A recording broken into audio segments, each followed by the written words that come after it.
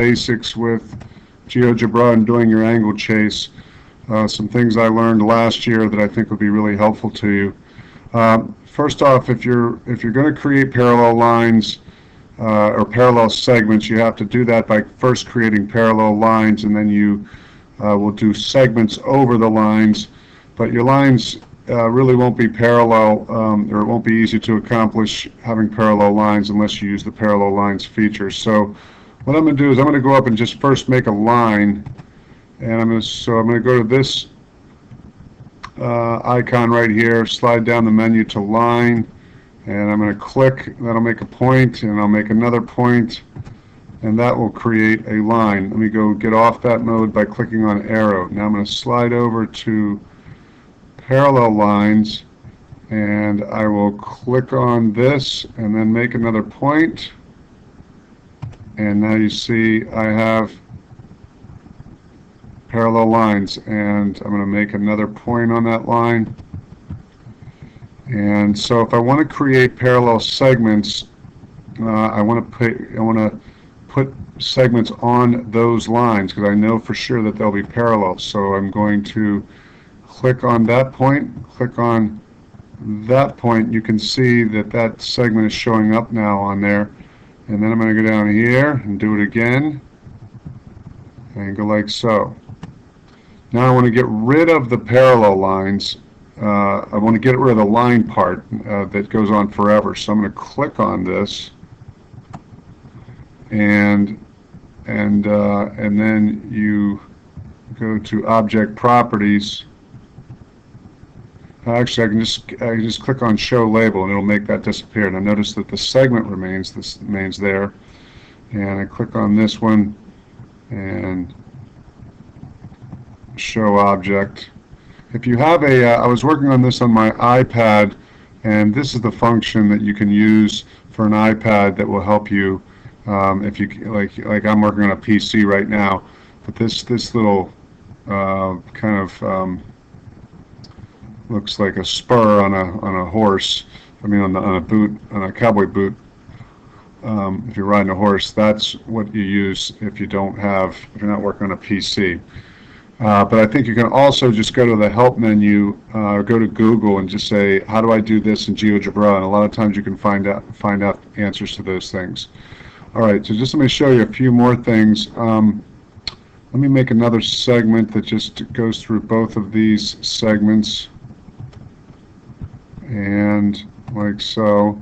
And I'm going to put a point at those intersection points. That'll just be helpful. And go back up there. Anytime I want to just get out of any mode I'm in, go back and click on the arrow key. Now, if I just want to label an angle, go to the text. Let's say I just want to start numbering angles. Just go to text, and let's say I want to make this angle 1. Just type in a 1 there, and there it is. And if I want to move it around, I can just grab it here, move it a little closer. Let's say I want to make this angle 2. So I'm just going to put a text, put that right there, say 2, and hit it. So that's angle 2. Now let's say I want to give this angle right here, the angle right in here. So I'm going to go to this angle right here, go to Angle, and if I click there, there, and there, it'll go like so. Now notice I don't want this angle measure to be given into 2 decimal places, so I've got to find my rounding function, go to 0 decimal places, it moves that down to 61, can move it a little closer, and there I have it. Another really good thing to know is how to make parallel, because you want to indicate if lines are parallel. You don't want to have there just be an assumption that lines are parallel. So let's say I want to make sure that I want to say that this line is parallel to the one below it. So I'm going to click on it, and then I'm going to right click and go to Object Properties, and you'll notice that let's see, I want to go to basic. Let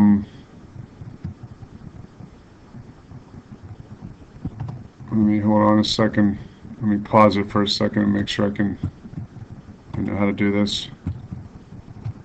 Okay, I remember now. So I'm going to click on this.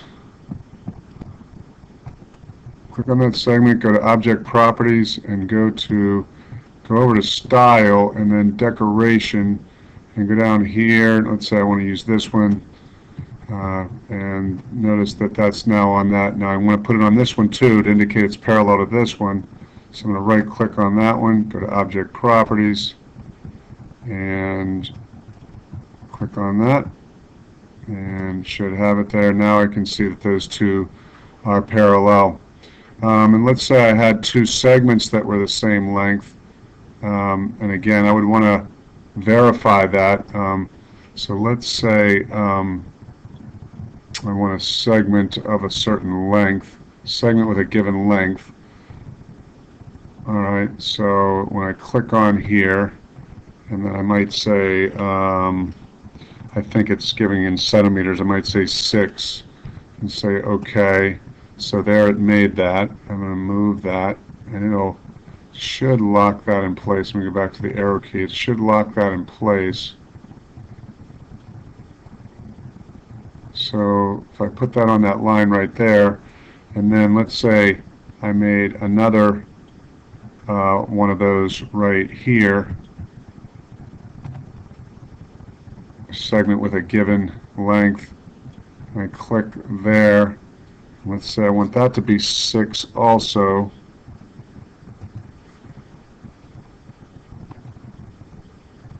And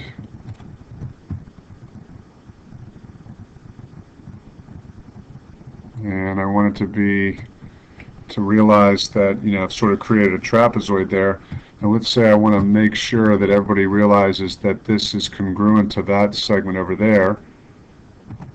And so I'm going to right-click on that, go to Object Properties, again go to Style, and this time I'm going to give it a hatch mark. Maybe I'll just make it that one, and then I'll give this one, and that would indicate that they are the same length.